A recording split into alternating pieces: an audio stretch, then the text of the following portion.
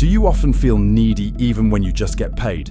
You are not alone. In 2025, living entirely on paycheck is no longer a rarity. It is gradually becoming a reluctant trend that millions of Americans are forced to follow, even though no one wants to catch this trend. 62% of adults in the US live paycheck to paycheck, and it's worth mentioning that this trend doesn't just happen in low-income families. Even middle-class people are admitting that they have nothing left of them after paying rent, car, insurance, and food. As a result, the paycheck that once helped the parent generation build houses, raise children, buy cars, save for retirement, is now just enough to keep its head out of the water. For Americans now, just a small failure like a broken car or sudden illness is enough to push the whole family into debt. What makes such a rich country a place where a paycheck cannot guarantee stable life? Let's dive into this journey. From skyrocketing essential costs, the collapse of the middle class, to the feeling of exhaustion that makes many Americans officially let go. For decades, Americans grew up with a simple yet powerful promise. With just one paycheck, you could pay mortgage, buy a small house, save for retirement, raise your children for college, and still more or less to live comfortably. Paycheck was once a ticket into the American dream, solid, clear, and fair. But for some reason, that promise no longer seems to be true. Values that were once seen as a guide to hard work have now become something Americans look back on with a sense of skepticism and regret. To explain why, try looking at the 11th letter in the alphabet, the letter K. According to experts, the economy is decoupling according to the K-shaped recovery model. The above feature of the letter K is rich people, increased income, profitable assets, strong spending. But the underline where the majority of low and middle-income people are concentrated goes down, stuck in a spiral of escalating house prices, credit card debt, inflation, and expensive medical costs. And more sadly, the middle class itself, the cradle of the American dream, is now sliding towards that bottom line. Median household income in 2025 was about $8,330 USD, almost only returning to the 2019 level after adjusting for inflation. Which means after 5 to 6 years of work, Americans are just chasing new prices, not really getting better. Meanwhile, essential costs increase as if entering a separate universe. USDA says prices for entire food groups increased about 25% from 2019-2023, and in many states like Michigan, market prices have jumped more than 27%, with meat, eggs, frozen items increased by 30–50%. A 67-year-old American said, "Now I can bring my $600 shopping cart back from the supermarket without anyone's help." An image that encapsulates the invisible weight of inflation. The same amount of money, you couldn't carry it a few years ago. Now, even the elderly with bone and joint disease can carry it back too, because the amount of goods you can put in your basket for hours is too little for the money spent. As a result, by 2025, the phrase paycheck no longer has a residual, becomes the new normal. The Lending Club, PIMS report, shows that 62% of American adults live paycheck to paycheck, meaning this month's salary is just enough to reach the next month's salary period. Even in the income group over $100,000 USD a year, 44% still think they have little or almost nothing left after paying the bill. America is richer, but people feel poorer. Layer safety cushion financial. Thing used to help our parents' generation sleep peacefully every night, now almost disappears. According to the Bankrate 2025 survey, only 41% of Americans have enough cash to handle a $1,000 emergency. The remaining 59% have to use credit cards, borrow, or cut basic expenses. Now, with just a broken car, an ER bill, or a sore tooth that needs treatment, the whole family can enter a spiral of debt. Paycheck is no longer a protective shield, but like a thin piece of tape placed on a bleeding wound. Many people think this problem happens now. Modern Americans spend undisciplined, like to eat out, like to shop. Partly this is true. CNBC once analyzed that small spending, rising living standards can silently consume a lot of money. But that's just the surface shell. Looking at the macro data, we see a deeper and more difficult truth to swallow. Actual median income has barely increased in years, and food and housing, two uncut items, have increased faster than any saving effort. No matter how carefully you spend, you're pushed into the corner of an equation where wages can no longer keep up with prices. That's why a large portion of workers have to rely on debt like oxygen, credit cards, BNPL loans, payday loans, all to pay off the bare minimum like food, gas, insurance, or medicine. This is no longer a story about personal financial management. This is a sign of a balanced system that is tilted in one direction. Salary, house price, living expenses no longer go hand in hand like when our parents did. Previous generations used a paycheck to build the future. The current generation uses paychecks just to keep themselves from drifting upstream. And apparently, the paycheck symbol of stability has stopped being the ticket up. It's becoming a ticket to an endless loop. Go to work, pay the bill, repeat. There is a truth that many older Americans still find hard to believe. Even those who make $300,000 a year, the income level that previous generation could view as rich, are living in a choking sensation. A new class appears in the American Economic Dictionary. Henrys, high earners, not rich yet. They make a lot of money, but not really rich. BHG Financial's 2025 survey shows a shocking number. 62% of people earning over $300,000 USD a year are in credit card debt. That number is nothing like the image of the upper class people America has ever drawn.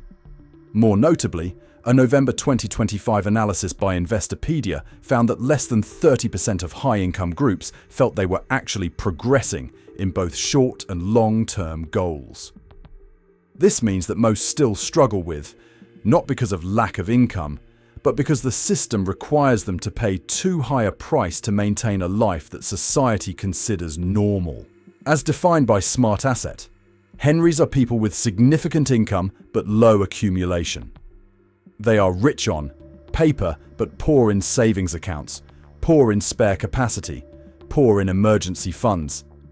And they still have to live according to the model that people earning $40,000, $60,000 a year are suffering, waiting for the next paycheck to fill last month's expenses.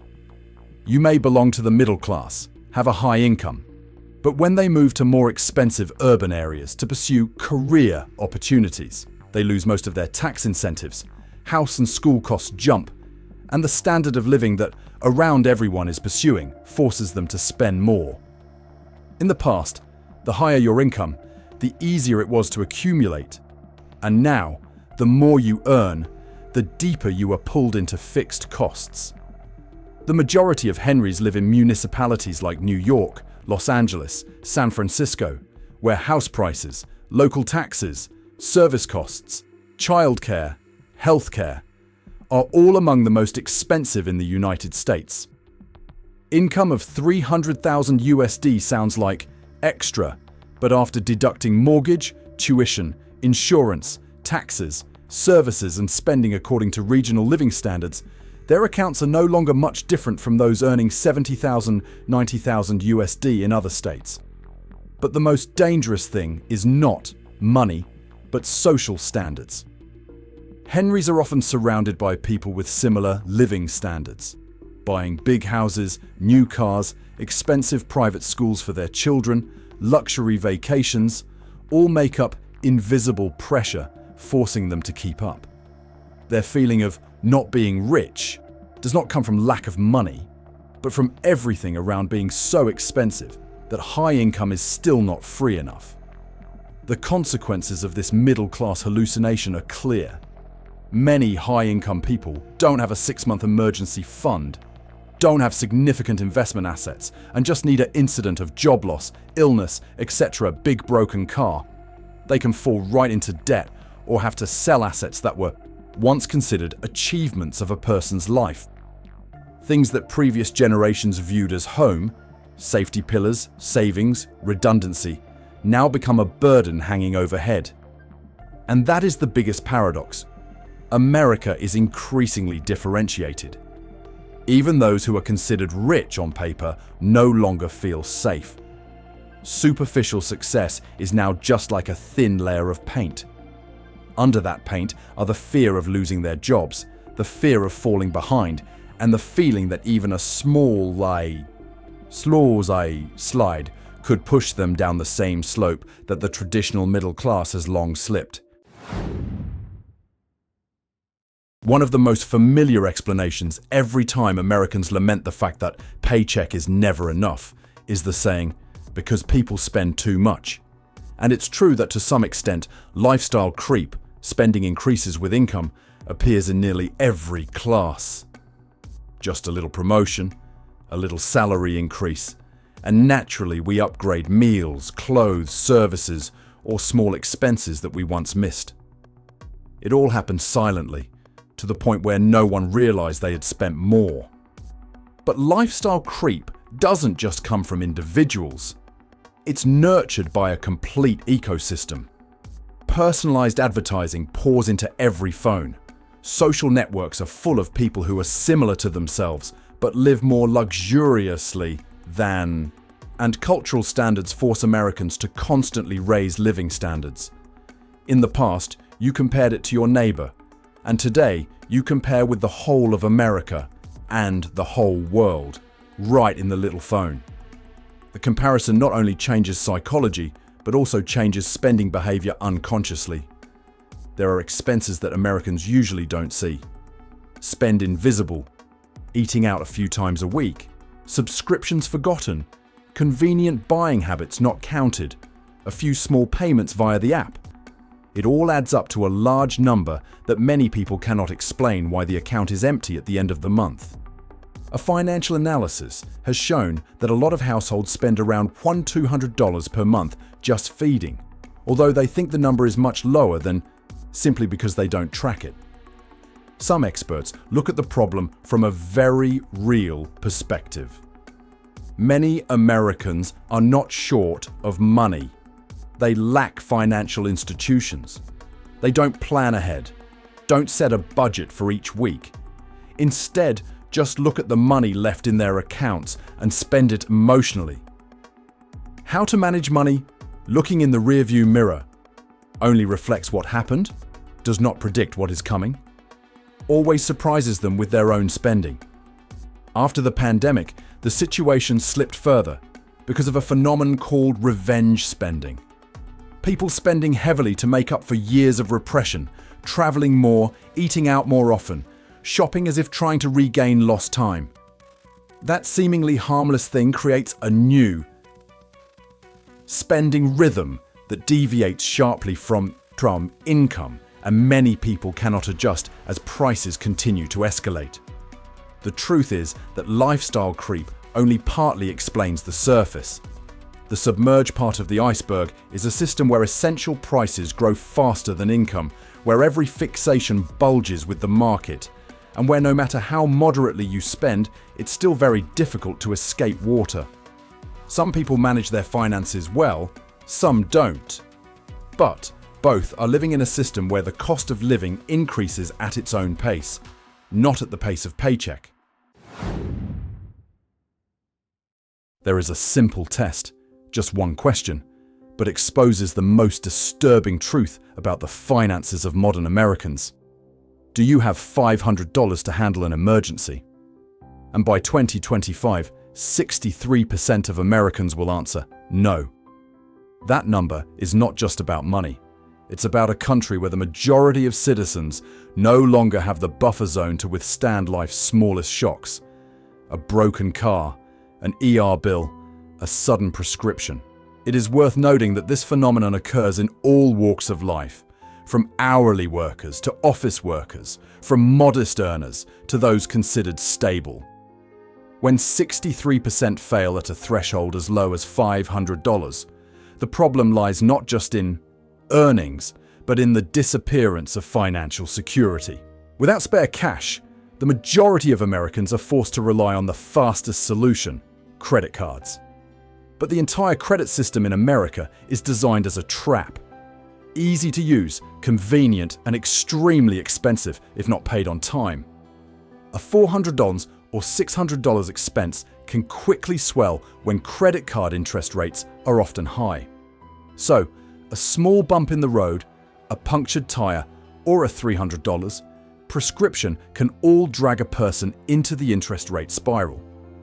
As a result, millions of Americans have become dependent on modern forms of hot loans, BNPL, payday loans, interest-free installments in the first period. All create a pleasant feeling at first, but the tighter it gets later. These tools are promoted as solutions that help people breathe easier, but in reality, they create a second layer of debt that is silent, hard to see, and much harder to escape. The $500 test exposes what many people have felt for a long time, but never put into words. America operates like an economy without a shock zone. Intangible spending, plus high essential prices, plus large interest rate debt, forms a circle where with just a small deviation, a whole household's system can collapse. Perhaps what makes many older Americans feel most confused about the current generation is not how they spend their dollars, but how they have to borrow money to survive. Debt used to be a tool to buy a house, buy a car, and build a better life. Now, debt seems to have become a part of the daily breath of tens of millions of families. Not so that climbs up, but so that does not slide down. In that spiral, credit card interest rates hit 24.5% APR, one of the highest in decades. When a basic expense of food, gas, medicine must be paid by credit card, that 24.5% figure is not just interest. It is the price to pay to hold out for another week, a month. Americans are borrowing to live, not borrowing to shop for luxury like before. It's a reversal that the 55-plus generation hasn't seen in their youth. Total household debt has surpassed $18.44 trillion, a figure that reflects not only living standards, but how the economy operates. In the current model, debt is no longer the option. It is the backbone. People borrow to spend. Spending helps businesses survive. Businesses survive to keep the economy running. This is no longer a personal story. This is the mechanism of the system. But any system that depends on debt can easily become fragile. Credit card defaults increased by 54%, signaling that more and more people can no longer repay the minimum debt. As payments began to slow, the financial chain from individuals to businesses and banks shook. A debt-based economy only needs a few weak links to make its entire structure shaky. In the younger generation, the situation is even clearer. They use BNPL, buy now, pay later. Not to buy TVs or tech stuff, but to buy food, gas, baby diapers, and basic needs. They don't buy later because of desire, but because they can't wait until the day they receive their salary. Pay in force becomes a temporary outlet for small expenses but cannot be delayed. When necessities have to be paid in installments, it's no longer a matter of discipline. It's a matter of price and income system. If we look at the whole, we see a picture. People borrow to live. Businesses rely on people to borrow to survive. The economy relies on businesses for growth. A cycle where debt is not a problem. Debt is the operating mechanism. If inflation makes wallets thin, then financial desperation is what erodes the hearts of millions of Americans. In many recent surveys, workers describe themselves as falling into a state that experts call financial burnout, drained of both money and spirit. Each month, essential expenses swallow most of your income. Each month, paychecks come not to accumulate, but only to erase the previous month's bill.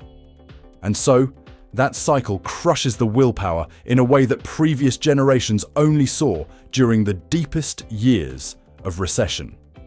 Not everyone says it, but high debt ratios are eroding workers' morale day by day. Many people confess that they feel that has no way to escape. Wages are standing still, house prices are rising, healthcare is expensive, and the profits keep piling up as if tantalizing them. That feeling is not just financial pressure, it is emotional collapse when you see your future getting smaller and smaller, then gradually disappearing. When essential costs account for about 80% of income, it is difficult to maintain hope. Because if 80% of paychecks have been booked by rent, car, insurance, food, and medical, then the rest is not enough to nurture any dreams. It's a moment that many middle-class people admit. They no longer see a reason to try. Because it seems like all the effort is just to keep yourself from sinking, not to go up. What's more worrying is that this despair is encroaching on the younger generation of who were once expected to become America's new thrust.